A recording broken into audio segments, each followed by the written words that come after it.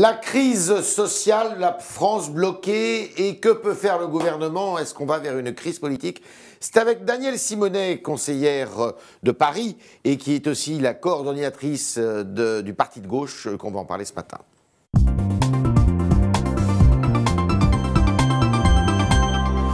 Danielle Simonet, bonjour. Bonjour. Alors, vous êtes toujours pour le retrait complet de la loi travail, du projet de loi travail? Plus que jamais, parce que c'est une loi qui va à l'encontre des droits des salariés dans ce pays et qui nous ramène finalement plus d'un siècle en arrière en imposant une inversion de la hiérarchie des normes. Ça veut dire qu'un accord dans une entreprise vous avez peut vu ce être que disait défavorable le par patron rapport à un accord de convention collective. Le patron d'un syndicat de petits chefs d'entreprise ce matin qui disait ça concerne 4% des salariés en France. Hein.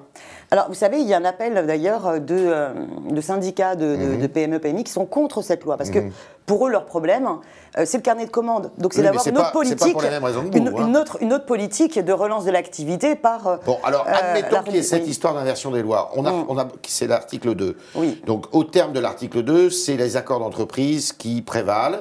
Vous voulez pas, vous voulez que ce soit les accords de branche qui prévalent sur les accords d'entreprise. En fait, on ne veut pas que des accords puissent être plus défavorables lorsqu'ils sont en entreprise, pour les salariés. Si le gouvernement abandonnait l'article 2, par exemple, est-ce que ça vous suffirait? Non, parce qu'il y a d'autres articles. Par exemple, il y a l'article 27 bis qui a été mis en place en termes d'amendement en loose day dans la loi qui a été imposée au 49.3 et qui, par exemple, protège les plateformes, vous savez, de chauffeurs VTC, pour empêcher la bataille des chauffeurs de VTC d'être requalifiés en salariés. Donc cette loi, par exemple, les taxis sont aussi pour le retrait de la loi travail. Et il y a plein d'autres aspects de cette loi qui sont régressifs. Et alors, Manuel Valls, ce matin, a dit « Le retrait du texte n'est pas possible, il peut toujours y avoir des modifications ou des améliorations ». Qu'est-ce que vous lui demandez à Valls? Le retrait, mais qui réalise, il impose une loi alors que plus de 71% de la population y sont opposés.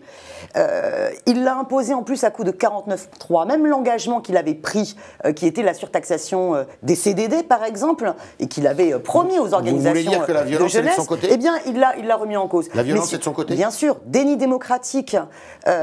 En plus, il encourage une spirale de la violence, puisque dès le début de la mobilisation, il a essayé de jouer de l'arme de la répression policière, de la criminalisation. Vous voulez dire qu'il instrumentalise la violence? Bien sûr, il l'instrumentalise pour essayer de dénigrer la mobilisation sociale, et comme en 2010 sous Nicolas Sarkozy, il envoie les forces de l'ordre pour casser la grève dans les raffineries.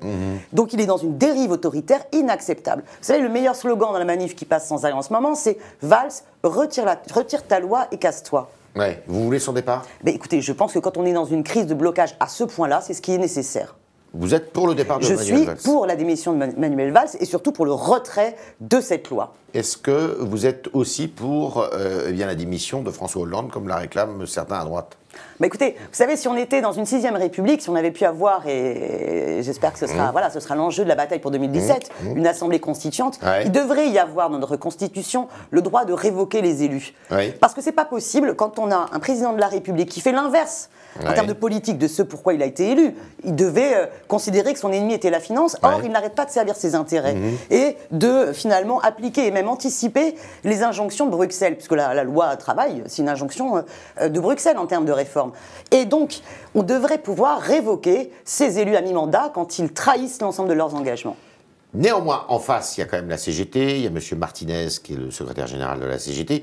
Il n'y a pas une attitude un peu jusqu'au boutiste irresponsable non plus de bloquer les raffineries, de s'en prendre aux centrales nucléaires, de vouloir bloquer les transports, d'interdire l'apparition des journaux, sauf l'humanité au passage d'ailleurs. Hein. C'est pas M. Martinez qui appuie sur un bouton. J'entends bien. La grève, elle est votée par les salariés dans le collectif. Non, je pense que c'est une attitude irresponsable du gouvernement qui passe en force et qui refuse. Aujourd'hui, les salariés sont au contraire dans une très grande responsabilité. Ils sont minoritaires, ceux qui font ça. Hein. Ils ont conscience. Non, écoutez, 62% de la population pense qu'il faut retirer cette loi de travail et que la grève est légitime. Ceux qui bloquent sont toujours les mêmes. Ce sont des agents publics. Hein. Parce que non, je veux dire, c'est pas des agents. Non. Il y a aussi beaucoup de grèves dans le secteur privé et la grève, c'est très dur de la faire parce qu'en ce moment, les gens souffrent. Les feuilles de paye, elles sont très dures. On a tous dans sa famille, dans ses proches, des personnes en situation de chômage.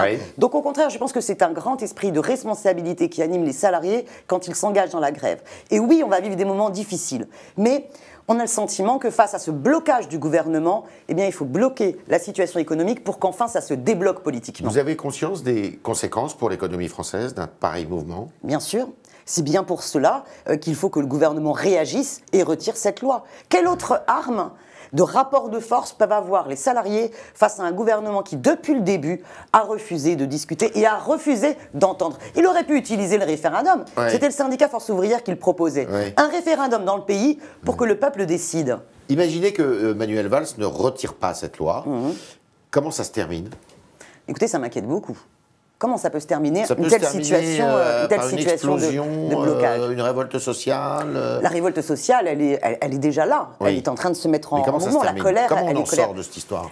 Je pense qu'on ne peut en sortir qu'en permettant au peuple de reprendre en main la situation. Quand on est dans une situation de crise, c'est toujours au peuple souverain de pouvoir en décider. Oui, mais comment? Par quel moyen? Par quel biais? Le retrait de la loi que les parlementaires entendent, ils ont encore une arme, les parlementaires. Ouais. Il leur manquait que 2 voix pour faire une motion de censure de gauche. Donc ils peuvent retrouver les 2 signatures d'ici là. Vous invitez vos collègues du Parti de gauche et du Front de gauche et communistes à voter cette motion de censure? Et socialistes aussi, je les invite soit à faire en sorte qu'il y ait une motion de censure de gauche qui puisse avoir les signatures suffisantes. Si c'est pas possible. Et s'il n'y en a pas, qu'ils utilisent la motion de censure de droite pour empêcher vous unissez vos efforts avec la droite, alors. Exactement, pour empêcher une loi de droite de s'imposer et de pourrir la vie des salariés. Donc vous feriez cause commune avec ce que vous appelez des ultra-libéraux, en fait. On prend les armes que l'on a.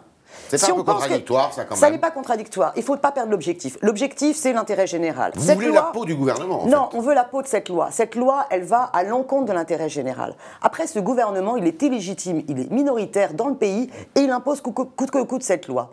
Donc j'espère bien aussi qu'en 2017, on va pouvoir bien changer le cours de l'histoire. Parce que ça n'est pas possible d'avoir des gouvernements, le PS, qui fait exactement la même politique que le gouvernement précédent sous Sarkozy. Est-ce que vous n'êtes pas en train de ressouder les troupes du Front de gauche là, avec la faveur de ce combat?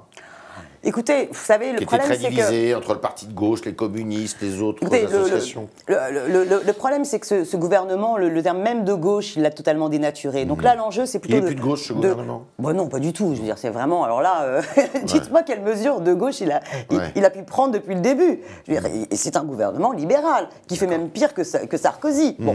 Donc, l'enjeu maintenant, c'est plutôt de fédérer le peuple et de pouvoir...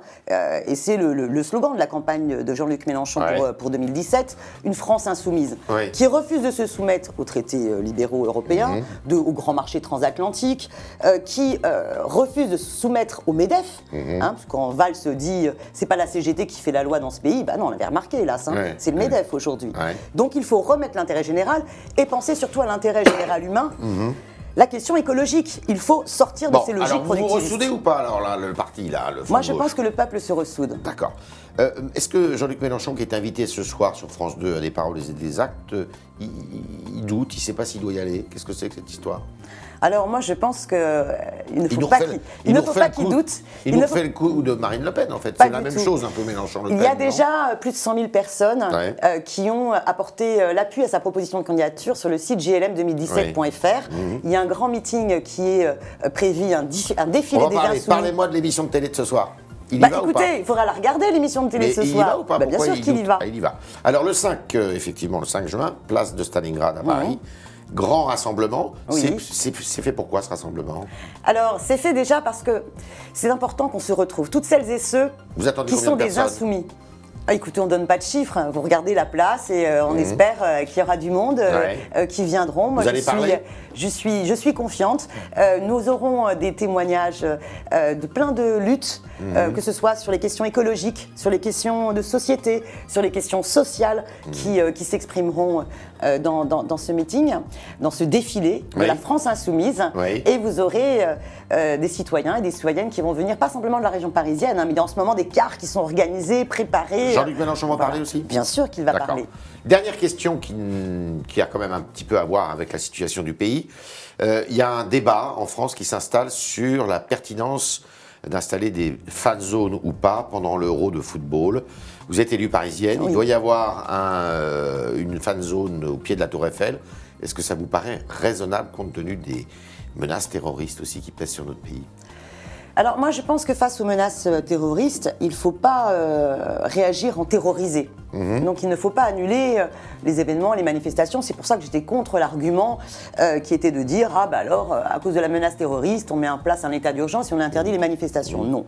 Après le problème des fan zones, il est aussi qu'on est face à une privatisation de l'espace public. Moi j'ai voté contre au Conseil de Paris parce qu'on laisse à des groupes privés finalement d'organiser tout un territoire. Les champs de Mars seront totalement privatisés avec le grand groupe Lagardère et qui va décider d'une sécurité privée. Vous imaginez, on en est là. C'est-à-dire qu'on en est là en termes de...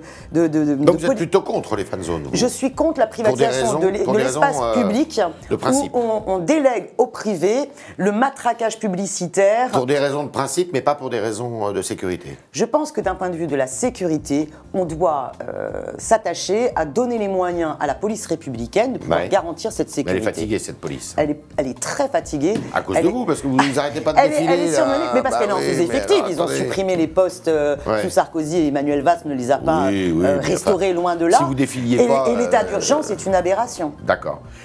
Valls, casse-toi, c'est ce que nous a dit Daniel Simonet ce matin dans l'occasion du talk. Et retire ta voix, mais casse-toi. Il faut savoir révoquer les élus, c'est ce qu'elle demande dans une république qui serait un peu différente. Et quant à Hollande, Hollande c'est un libéral qui fait pire que Sarko, c'est dire. Merci. Merci.